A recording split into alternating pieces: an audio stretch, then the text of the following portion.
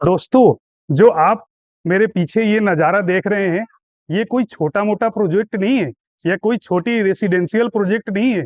ये 22,500 square feet का एक मेगा कमर्शियल प्रोजेक्ट है और यहाँ चल रहा है डबल एसी ब्लॉक्स की चुनाई, यानी कि मेसनरी वर्क। अभी इस साइट पे 30 से 40% काम पूरा हो चुका है, लेकिन इतने बड़े स्केल पर जब काम होता है, तो मिस्त्री और कॉन्ट्रैक्टर की छोटी-छोटी गलतियों से हजारों का नहीं बल्कि लाखों रुपए का नुकसान होता है।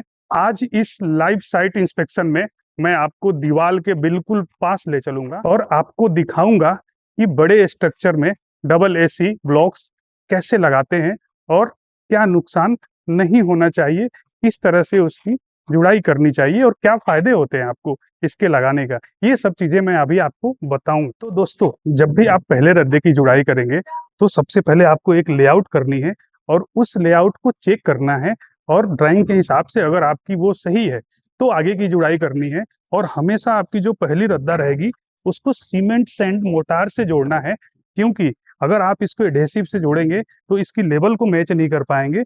इसलिए आपको शुरू शुरू वाले जो रद्दे हैं उसको सीमेंट सैंड एडहेसिव से जोड़नी है और इसकी लेवल को मेंटेन कर लेना है। एक लेवल मेंटेन करने के बाद ही फिर आप आगे का जुड़ाई एडहेसिव से कर सकते हैं। तो जब भी आपको एडहेसिव लगानी है, जो इसकी मिक्सिंग कभी भी आपको हाथ से नहीं करनी है, इसको इस मशीन द्वारा मिक्सिंग करनी है। इससे इसकी स्ट्रेंथ प्रॉपर मिलती है जब इसकी मिक्सिंग प्रॉपर हो जाती है तो। और इसके बाद ही आपको उस डबल एसी के ब्लॉक के सरफेस पे लगाना है। तो आपको ध्यान रखना, हमेशा कभी ये गलती नहीं करनी है कि आपने हाथ से मिक्सिंग किया और फिर लगाना चालू कर दिया। आपको हमेशा इस मशीन से मिक्सिंग करके ही एडहेसिव की जुड़ाई करनी है। तो जब भी आपको इसकी जुड़ाई करनी है तो सबसे पहले आपको धागा फिक्स करना है कि दोनों एंड पे आपको धागा फिक्स करना है और इसकी गोला चेक करनी है। गोले में चेक करने के बाद ये धागे को आप सीधी कर ले और इसके बाद इसके दोनों सरफेस पे आपको एडहेसिव लगानी है, जैसे इस तरह से लगा रहे हैं। एडहेसिव की थिकनेस 2 mm से 3 mm से ज्यादा नहीं होनी चाहिए। ज्यादा थिकनेस की एडहेसिव आपके लिए सही नहीं रहती है और एडहेसिव प्रॉपर लगनी चाहिए। ऐसा नहीं होना चाहिए कि एक जगह की थिकनेस ज्यादा हो गई और एक जगह की थिकनेस कम हो गई। तो थिकनेस हमेशा बराबर होनी चाहिए और उसके चारों सरफेस पे एडहेसिव लगनी चाहिए। जैसे इन्होंने नीचे लगा लिया और इसके बाद साइड में लगा दिया, इसके बाद इस ब्लॉक्स में भी लगाएंगे। इस ब्लॉक्स में भी एडहेसिव लगाने के बाद और फिर इसको चिपकाएंगे और इसके बाद ये रबर मोल्डेड हथौड़े आते हैं, उससे इसको ठोकेंगे ताकि ये अपनी जगह पे फिक्स हो जाए। तो ये प्रोसीजर आपको अपनाना है जब भी आप डबल एसी ब्लॉक्स की जुड़ाई करेंगे। ये ठोक के फिक्स कर रहे हैं, तुम जब अपन इसकी फिक्सिंग कर लेते हैं तो फिक्सिंग करने के बाद ये जो ईंट और इसके बीच में जो ज्वाइंट आती है, इस ज्वाइंट को आप तुरंत ही भर दीजिए। जैसे इन्होंने ये नीचे में भर दिया है, तो जो भी ज्वाइंट है इसकी, इसको आप तुरंत भरते हुए जाइए, इसको छोड़िए नहीं। ज्वाइंट आपकी प्रॉपर भरी होनी चाहिए, तभी आपकी स्ट्रेंथ प्रॉपर आएगी और आपका ईंट जो डबल एसी ब्लॉक्स है ये मजबूत रहेगा। तो दोस्तों, अगर आप डबल एसी की जुड़ाई कर रहे हैं, डबल एसी ब्लॉक्स की, तो ये जो आप देख रहे हैं ये पीसीसी की बॉन्ड बीम होती है जो 2 से 2.5 इंच के आसपास की दी जाती है। इस बीम को आपको हर चौथे और पांचवें रद्दे पे देना है। इससे क्या होती है, आपकी ब्रिक्स की जो ये कंटिन्यूटी रहती है वो टूट जाती है और कभी अगर क्रैक्स होता है तो क्रैक्स को ये ऊपर तक डेवलप नहीं होने देता है और आपकी दीवार की मजबूती 2 गुना बढ़ जाती है। तो आपको ये ध्यान रखना है कि हर चौथे से पांचवें रद्दे पे आपको ये पीसीसी की बॉन्ड बीम देनी है जो कम से कम 2 इंच की रहे और जिसमें 1 या 2 सरिया आप डाल के रखें। मैं आपको दिखाता हूं, अभी डाल भी रहे हैं। तो ये देख सकते हैं, इसमें 2 सरिया इन्होंने डाला है और ये 50 mm के करीब की थिकनेस है। तो ये हर चौथे पांचवें रद्दे पे आपको डालना है पीसीसी की बॉन्ड बीम। तो ये बहुत ही जरूरी है आपके स्ट्रक्चर के लिए कि हर चौथे से पांचवें रद्दे पे आपकी बॉन्ड बीम होनी चाहिए। होंगे कि ये दीवार एकदम लंबी, लेकिन आपको ना एक दीवार को पूरी लंबी नहीं ले जानी है, क्योंकि इसके बाद में भी एक दीवार जा रही है। तो आपको हमेशा उसकी ज्वाइंट कट बनानी है, एक दीवार को लंबी नहीं ले जानी है। तो ये देखिए, जैसे इन्होंने ये दीवार पूरी लंबी ले गया और इधर से ये एक ज्वाइंट कट, ये जो दीवार है ये अंदर की तरफ गई है, फिर ये लंबी ले गया, फिर ये अंदर की तरफ गई है।